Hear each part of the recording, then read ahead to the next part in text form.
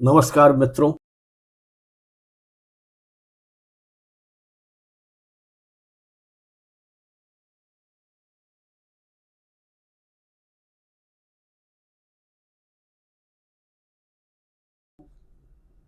Doctor Sanjeev Bhanawat के channel में आपका हार्दिक स्वागत, अभिनंदन। आप में से बहुत सारे मित्रों ने समाचार पत्रों के कार्यालय तो देखे ही होंगे। कभी आप कल्पना कीजिए कि आप किसी समाचार पत्र के कार्यालय में गए और वहां आपको इंसानों की बजाय रोबोट काम करते हुए मिले। जी हां, आपकी यह कल्पना अब साकार होने जा रही है। आने वाला दौर जब रोबोट अखबारों में बैठ करके आपको काम करते हुए दिखेंगे। इटली के एक समाचार पत्र इल फोग्लियो ने एक महत्वपूर्ण कदम उठाया है और आर्टिफिशियल इंटेलिजेंसी के उपयोग को पत्रकारिता में किस तरह से लागू किया जा सकता है, इसका एक उदाहरण हमारे सामने प्रस्तुत किया है। यह एआई समाचार पत्र प्रकाशित तो हो गया है, लेकिन इसने बहुत सारे सवाल भी हमारे साथ खड़े कर दिए हैं। क्या अब रोबोट इंसानों की जगह ले लेंगे?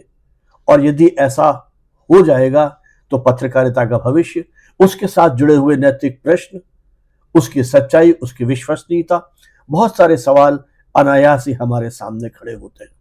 आइए जानते हैं यह दुनिया का पहला एआई समाचार पत्र कैसे और कब प्रकाशित हुआ। वस्तुतः यह प्रयोग आर्टिफिशियल इंटेलिजेंसी के पत्रकारिता पर पड़ने वाले प्रभावों को समझने के लिए किया गया है। यह प्रयोग इस बात को दर्शाता है कि एआई कैसे समाचार निर्माण में मदद कर सकता है, लेकिन किस तरह से यह मनुष्य की रचनात्मकता और सटीकता को भी प्रभावित करेगा, इसे भी हमें समझना होगा। यह पहल वैश्विक समाचार संगठनों जैसे बीबीसी आदि को भी प्रेरित करेगी कि किस तरह से वे एआई का उपयोग अपने समाचारों को जनरेट करने में, उसको प्रचारित प्रसारित करने में किस तरह से करें। इटली के इस प्रमुख समाचार पत्र इल फोल्गियो ने 18 मार्च 2025 को एक ऐतिहासिक कदम उठाया है। एआई के इतिहास में, मीडिया के इतिहास में यह एक युगांतकारी घटना है। उसने दुनिया को एक पहली बार पूरी तरह से कृत्रिम बौद्धिकता पर आधारित समाचार पत्र दिया है। यह 1 महीने तक चलने वाला प्रयोग का हिस्सा है, जिसका उद्देश्य है, जैसा मैंने अभी कहा, कि पत्रकारिता और उसके दैनिक जीवन पर पड़ने वाले प्रभावों का एआई के माध्यम से आकलन करना है, उसे समझना है। यह पहल केवल इटली के मीडिया को ही नहीं, एक तरह से दुनिया भर के मीडिया में एक मील का पत्थर साबित होगी। इन फोलोग्लियो एक रूढ़िवादी उदारवादी दैनिक समाचार पत्र है। इटली का यह एक ऐसा प्रसिद्ध समाचार पत्र है जो राजनीति, संस्कृति, अर्थशास्त्र और अन्य वैश्विक मुद्दों पर नियमित रूप से लिखता रहता है। इसी अखबार ने यह एक महत्वपूर्ण प्रयोग किया है जो पूरी तरह से एआई आधारित सामग्री का उपयोग कर अपने अखबार का पूरा एक संस्करण इसने प्रकाशित किया है। यह पहल पूरे मीडिया उद्योग के लिए एक नई दिशा निर्धारित कर सकती है। यह जो इनिशिएटिव लिया गया है, ये जो पहल की गई है इस समाचार पत्र के माध्यम से, इसमें किसी भी सामग्री को मनुष्य के द्वारा नहीं लिखा गया है। मानव लेखकों का इसमें कोई हस्तक्षेप नहीं है। इसकी बजाय जितना भी लेख लिखे गए हैं, जो भी विश्लेषण किया गया है, यहां तक कि संपादकीय टिप्पणियां की गई हैं, वे भी एआई की क्षमताओं का, उसमें निहित संभावनाओं का एक तरह से यह उदाहरण है, जो इस बात का प्रतीक है, जो इस बात को साबित करता है कि किस तरह से आर्टिफिशियल इंटेलिजेंसी मीडिया के क्षेत्र में एक महत्वपूर्ण भूमिका निभा सकने में सक्षम है। इस प्रयोग की घोषणा संपादक क्लाउडियो सोरासा और संस्थापक जियोलियानो फेरारा ने की, जो एआई का उपयोग समाचार पत्र के माध्यम से करने के लिए उसका व्यावहारिक उपयोग करने के लिए उत्सुक थे। यह प्रयोग उस समय आया जब दुनिया भर के जो वैश्विक मीडिया संगठन हैं वो अपने अपने समाचार माध्यमों में, मीडिया संगठनों में एआई का अधिकतम उपयोग करने की दिशा में नए नए प्रयोग किए जा रहे हैं। इन फैलियोगियों के इस प्रयोग में एआई का एक बहुचरणीय प्रक्रिया को इसमें अपनाया गया है। पहले चरण में आर्टिफिशियल इंटेलिजेंसी ने विभिन्न विषयों पर डेटा और सूचनाओं का विश्लेषण किया। इस डेटा को विभिन्न स्रोतों से एकत्र किया गया, जिसमें विश्वसनीय समाचार वेबसाइट्स, उनकी स्टडीज और सार्वजनिक डेटाबेस सम्मिलित किए गए थे। जो इसका दूसरा फेज था, एआई ने इस डेटा को संसाधित करके एक तरह से एक नई सामग्री को प्रस्तुत करने का प्रयास किया है। यहां तक कि जो उसके आर्टिकल्स हैं, फीचर्स हैं, जो कुछ उसमें प्रकाशित हो रहा है, उसका जो पूरा स्ट्रक्चर है, उसकी जो भाषा है, उसकी जो शैली है, उसको भी एआई ने कहीं तय किया है। और जो इसका तीसरा फेज है, एआई ने उस सामग्री का संपादन किया है और इस प्रक्रिया में यह सुनिश्चित किया गया है कि सभी लेख तथ्यात्मक रूप से सही हो और उनमें आपस में किसी प्रकार का विरोधाभास या कंट्रडिक्शन नहीं हो। और अंतिम चरण में एआई ने उस सामग्री को डिजाइन किया है जिसे समाचार पत्र में प्रकाशित किया गया है। इस प्रक्रिया में आर्टिफिशियल इंटेलिजेंस के माध्यम से न सिर्फ आर्टिकल्स लिखे गए हैं, बल्कि समाचार पत्र का लेआउट, फॉन्ट और अन्य डिजाइनिंग के जो एलिमेंट्स हैं, तत्व हैं, उनको भी एआई ने ही तैयार किया है। इस पहल का महत्व क्या है? इल फोग्लियो ने जिस तरह से ये शुरुआत की है, इसके बहुत सारे प्रभाव पड़ने की संभावनाएं हैं। सबसे पहला, एआई ने अपनी क्षमता का प्रदर्शन किया है। यह प्रयोग यह साबित करता है कि एआई का उपयोग केवल तकनीकी या विज्ञान के क्षेत्र में ही नहीं, बल्कि जो सृजनात्मक या रचनात्मक क्षेत्र है या जो विश्लेषणात्मक क्षेत्र है, वहां भी इसका उपयोग किया जा सकता है। एआई की सहायता से तैयार किए गए लेख और जो विश्लेषण किया गया है, जो एनालिसिस किया गया है, वो इस प्रकार के थे जिसको हम मान सकते हैं कि गुणवत्ता को कहीं मेंटेन करने का या गुणवत्ता को बनाए रखने का प्रयास किया गया है। और ऐसा लगता है शायद मनुष्य ने स्वयं लिखे हैं। मीडिया के क्षेत्र में एक नई संभावना का संकेत एआई ने दिया है। यह मीडिया उद्योग के लिए नई संभावनाओं के द्वार खोलेगा। एआई का उपयोग करके नए समाचार पत्र या ऑनलाइन प्लेटफॉर्म अपनी लागत को कम करके भी तैयार कर सकते हैं। हालांकि आपको इस बात की जानकारी होगी और हमने एक वीडियो भी इस विषय पर बनाया है कि किस तरह से न्यूज जीपीटी के माध्यम से एआई आधारित एक दैनिक जो इंटरनेट न्यूज़पेपर है वो भी शुरू हो गया, उसमें किसी प्रकार का मानवीय हस्तक्षेप नहीं है। एक और जो प्रभाव पड़ेगा, एआई का उपयोग करके समाचार पत्र इस बात को निर्धारित करेंगे कि सभी लेख तथ्यात्मक रूप से सही हो। इस प्रकार के उनके प्रयास जारी होंगे, क्योंकि आज जिस तरह से भ्रामक समाचारों का संसार बढ़ता चला जा रहा है, वहां यह सुनिश्चित किया जाना आवश्यक है कि इस प्रकार के प्रयोगों से भ्रामक समाचारों को कहीं हम रोक सकें या भ्रामक समाचार ज्यादा प्रसारित नहीं हो। उस पर नियंत्रण आवश्यक है। उस पर कहीं ना कहीं किसी प्रकार का संपादकीय नियंत्रण होना चाहिए और यह एआई के माध्यम से ही सुनिश्चित किए जाने के प्रयोग किए जा रहे हैं। इसी के साथ इसके नैतिक जो प्रश्न है, इसके साथ जो नैतिक सवाल जुड़े हुए हैं, वो भी कहीं खड़े होंगे कि क्या आर्टिफिशियल इंटेलिजेंस के माध्यम से जो सामग्री तैयार की जा रही है उसकी विश्वसनीयता कितनी है, उस पर हम किस सीमा तक विश्वास कर सकते हैं, क्योंकि उसमें किसी प्रकार की जिम्मेदारी व्यक्ति की नहीं है, ये मशीनें स्वयं अपना काम कर रही हैं। इसलिए इस प्रश्न पर आने वाले समय में और चर्चा की जाएगी और ये देखा जाएगा कि मशीनें कितनी गंभीरता के साथ अपना काम कर सकने में सक्षम है। यह प्रयोग लगभग 1 महीने तक चलेगा, ऐसा कहा जा रहा है। 18 मार्च 2025 से शुरू किया गया था और उम्मीद है कि अप्रैल मध्य तक यह प्रयोग किया जाएगा। एआई निर्मित जो ये संस्करण है, इसे इल फोग्लियो एआई कहा जाता है। जो यह उनका जो नियमित संस्करण है समाचार पत्र का, उसके साथ 4 पृष्ठ इस एआई आधारित समाचार पत्र के शामिल किए गए हैं, जो आपको समाचार स्टैंड्स पर भी मिलेगा और ऑनलाइन भी उपलब्ध होगा। इस एआई का उपयोग करके जिस तरह से समाचार पत्र तैयार किया गया है, इसके बहुत सारे जो पहलू होते हैं, लेखन का होता है, शीर्षक होता है, उद्धरण होते हैं, उसका सारांश है, ये सारी चीजें जो हैं वो सब एआई ने ही तैयार की है। पत्रकार की भूमिका इसमें कितनी थी? पत्रकारों की भूमिका केवल एआई टूल में प्रश्न डालने, जिसे आप प्रॉम्प्ट करना कहते हैं, वहीं तक सीमित थी और उसके उत्तरों को पढ़ने तक सीमित थी।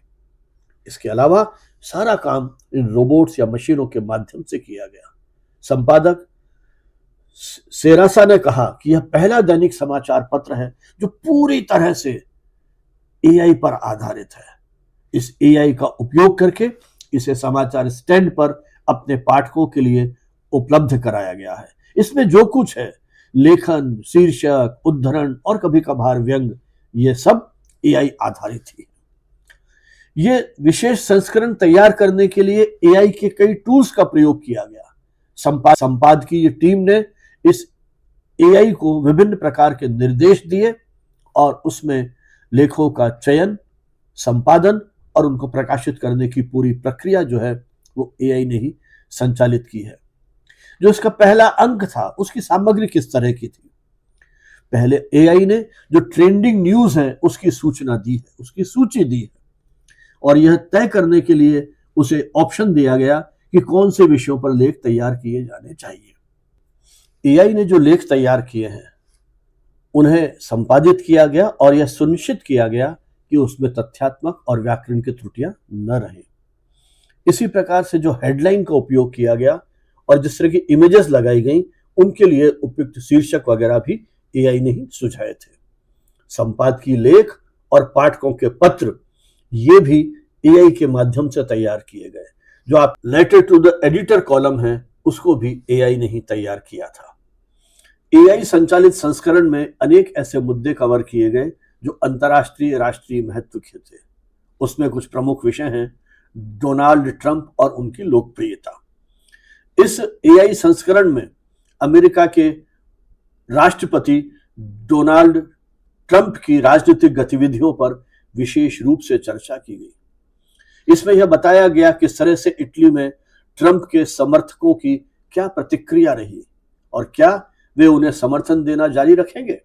इसी तरह से व्लादिमीर पुतिन और भू राजनीतिक स्थिति को लेकर के भी इसमें एक आलेख प्रकाशित किया गया।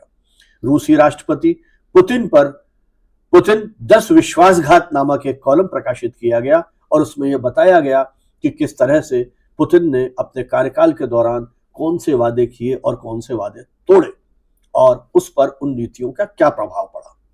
इसी तरह से एक आलेख इतालवी अर्थव्यवस्था पर, इटली की जो अर्थव्यवस्था है उस पर केंद्रित था और यह उसमें बताने की कोशिश की गई कि इटली की आर्थिक स्थिति किस तरह की है और सरकार की ओर से जो नीतिगत घोषणाएं की गई हैं उनकी भी समीक्षा इसमें की गई। इसमें यह बताया गया कि किस तरह से आयकर सुधारों के कारण 7.5 लाख कर्मचारियों के वेतन में वृद्धि हुई। एक आलेख में यह बताया गया कि युवा पीढ़ी के किस तरह से जो यूरोपियन संस्कृति है उसमें वे प्रभावित हो रहे हैं और जो उनके संबंध है, स्थायी संबंध, उनसे किस तरह से वे बच रहे हैं। इस प्रकार से इसे सिचुएशनशिप्स केंद्रित आलेख कहा गया। इसी तरह भविष्य की पत्रकारिता में एआई की भूमिका पर भी एक संपादकीय लिखा गया है और किस तरह से एआई आने वाले समय में पत्रकारिता में बदलाव करेगा और क्या ये पत्रकारों की जगह ले पाएगा, उस काम को प्रभावी करने में इसकी कितनी मदद रहेगी। एक दिलचस्प पहलू यह भी है इसका कि अंतिम पृष्ठ पर एआई निर्मित पाठकों के पत्र थे, जिसमें एक प्रश्न था कि क्या एआई भविष्य में मनुष्य की उपयोगिता या उसे अनुपयोगी बना देगा। एआई का जवाब था, एआई एक नवाचार है लेकिन अभी भी कॉफी ऑर्डर करने में एक गलती करता है, जैसे कि चीनी गलत डालना। यह प्रयोग एआई के पत्रकारिता में उपयोग को समझने की दिशा में एक महत्वपूर्ण प्रयास है। यह सिखाता है, यह बताता है कि एआई कैसे समाचार निर्माण की लागत को कम कर सकता है, लेकिन जैसा मैंने प्रारंभ में कहा, यह सवाल भी उठाता है कि मनुष्य की रचनात्मकता और उसके साथ जुड़े हुए नैतिक प्रश्नों को वह किस सीमा तक संभाल सकता है। पत्र के संपादक सेरासा ने कहा, यह सिर्फ एक इल फोग्लियो है जो बुद्धिमत्ता से बना है, इसे कृत्रिम न कहें। हालांकि कई तरह की आलोचनाएं भी शुरू हो गई हैं और उसमें कुछ गलतियां भी पाई हैं और उनकी सटीकता पर भी सवाल उठाए जा रहे हैं। और कहीं जो जटिल विषय हैं उन पर मानवीय निर्देशों की भी अपेक्षा है। एआई के उपयोग से सबसे बड़ा सवाल है कॉपीराइट का। अनेक समाचार संगठनों ने कॉपीराइट के मुद्दे पर न्यायालयों की भी शरण ली है और एआई जिस तरह से काम कर रहा है वहां इस कॉपीराइट की समस्या को लेकर के कई प्लेटफॉर्म पर इनकी चुनौती दी गई है। इन फोलोगियों का यह प्रयोग एआई और पत्रकारिता के भविष्य या उनके अंतर संबंधों को लेकर के एक महत्वपूर्ण चर्चा की शुरुआत कराता है। यह बताता है कि एआई एक शक्तिशाली उपकरण हो सकता है, लेकिन पत्रकारिता में मानवीय रचनात्मकता या मानवीय हस्तक्षेप की अभी भी कोई भूमिका है।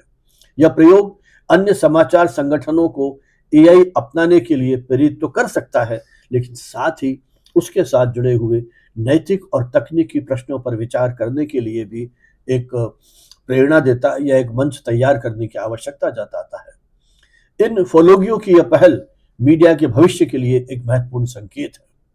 किस तरह से एआई का उपयोग करके हम समाचार संगठन अपनी सामग्री को और अधिक तेजी के साथ, कुशलता के साथ तैयार कर सकते हैं और उसे प्रसारित कर सकते हैं।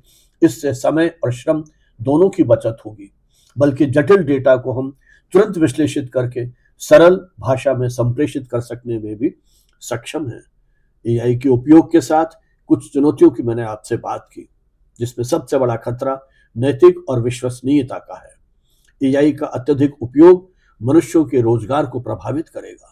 नौकरियां धीरे धीरे कम होने लगेगी और साथ ही परंपरागत जो नौकरियां हैं उनके समाप्त होने का खतरा बढ़ जाएगा। एआई के उपयोग के लिए कुछ स्पष्ट नियम और मानक तय करने की इस समय आवश्यकता है। निश्चय ही इन फोलोगियों की यह पहल एक ऐतिहासिक कदम है जो एआई की क्षमताओं को प्रदर्शित करता है और मीडिया के भविष्य के लिए एक नई दिशा को सूचित करता है। यह प्रयोग साबित करता है कि एआई का उपयोग केवल तकनीकी क्षेत्रों तक सीमित नहीं है, बल्कि उसका विस्तार अनेक क्षेत्रों में हो सकता है। आज इसके साथ जो चुनौतियां खड़ी हुई हैं उनको हल करने की आवश्यकता है। एक नई राह हमारे सामने आई है। देखना होगा भविष्य में एआई का मीडिया में किस सीमा तक उपयोग हो सकता है। निश्चय ही आने वाला दौर नई संभावनाओं का, नए रोमांच का, नई चुनौतियों का दौर होगा। इन्हीं शब्दों के साथ आप सभी का बहुत बहुत आभार, धन्यवाद। जय हिंद, जय भारत।